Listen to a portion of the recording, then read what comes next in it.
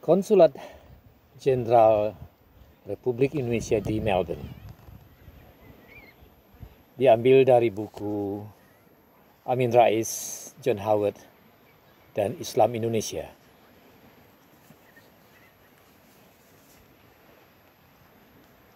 Konsulat Jenderal atau lebih dikenal dengan sebutan konjen berada satu tingkat di bawah kedutaan besar atau kedubes di dalam hierarki kekuasaan. Kedubes berada di ibu kota negara di mana mereka ditugaskan, sedangkan konjen di kota-kota lainnya atau negara bagian. Mereka bertugas melayani kepentingan masyarakat negara masing-masing. Dari seluruh konsulat jenderal di dunia, mungkin konjen RI di Melbourne yang boleh dikatakan agak unik. Unik dalam arti staf yang bekerja lain dari yang lain kalau dibandingkan dengan konjen RI dimanapun di dunia. Di kedubes Amsterdam, saya pernah diperlakukan seperti orang asing. Memang asing karena tidak kenal. Setelah pengalaman di Amsterdam, saya berjanji tidak akan pernah dekat-dekat dengan kedubes atau konjen karena alasan di atas. Juga ada isu bahwa kedubes atau konjen RI suka memata-matai masyarakat Indonesia di mana mereka ditugaskan. Isu mata-mata ini santer sekali di zaman Soeharto. Juga banyak di antara diplomat kita yang kalau bersalaman tangannya seperti tidak bertenaga. Menurut Haryo Kecik, di dalam buku memoarnya yang berjudul Memoar Haryo Kecik, telapak tangannya lemas tidak bertenaga seperti orang sakit atau orang lagi sekarat. Orang seperti ini termasuk spesies macam apa? Apakah ini cara bersalaman para diplomat kita? Ini pengalaman Haryo Kecik dengan para diplomat RI di Moskow pada waktu ia bertugas sebagai mahasiswa di Uni Soviet. Para diplomat yang ditugaskan di Melbourne, untunglah tidak ada yang seperti itu. Mungkin karena mereka ditugaskan di salah satu negara bagian Australia yang dikenal sebagai kota budaya. Jadi kalau ada yang berani bersalaman seperti itu bisa-bisa dianggap tidak punya budaya.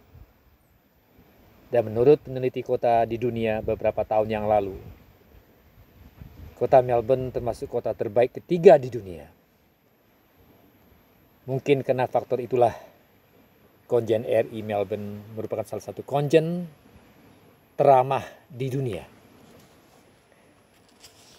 Seperti kita ketahui, masyarakat Indonesia di Melbourne terbagi atas dua kelompok, yaitu kelompok orang Indonesia yang sudah menjadi penduduk setempat atau disebut permanent resident, dan orang Indonesia yang tinggal sementara seperti mahasiswa yang banyak belajar di universitas-universitas Australia. Kelompok pertama terbagi menjadi dua, yaitu kelompok yang menamakan diri mereka kelompok perwira dan ikawirya. Perbedaan di antara kedua kelompok adalah kelompok yang terdahulu masih memegang paspor Indonesia, sedangkan yang belakangan sudah menjadi warga negara Australia. Hubungan konjen dengan ketiga kelompok masyarakat ini boleh dikatakan mesra. Dari hubungan mesra ini akhirnya masyarakat Indonesia bisa membangun masjid dalam waktu yang relatif singkat.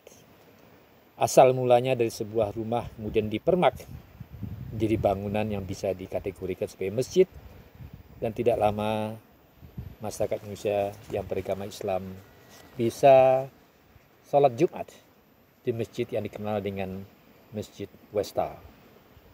Karena letaknya memang di Westall. Peresmiannya dilakukan oleh konjen Bapak Budidoyo yang dikenal sebagai konsul paling ramah dari yang paling ramah dan sikapnya yang merakyat disenangi oleh masyarakat Indonesia di Melbourne. Pengurus masjid ini adalah IMCV, Indonesian Muslim Community of Victoria. Anggotanya terdiri dari semua golongan masyarakat Indonesia di Victoria yang beragama Islam. Tulisan ini sekaligus ingin mengucapkan selamat jalan kepada Bapak dan Ibu Budidoyo dan keluarga dan beberapa staf konjen yang juga pulang ke tanah air seperti Pak Razak, Pak Apri, dan beberapa staf lainnya yang kalau disebut satu persatu artikelnya akan panjang sekali. Sekali lagi, selamat jalan, dan kalau ketemu di jalan di Indonesia, nanti jangan lupa negor. Buku ini diterbitkan di Jogja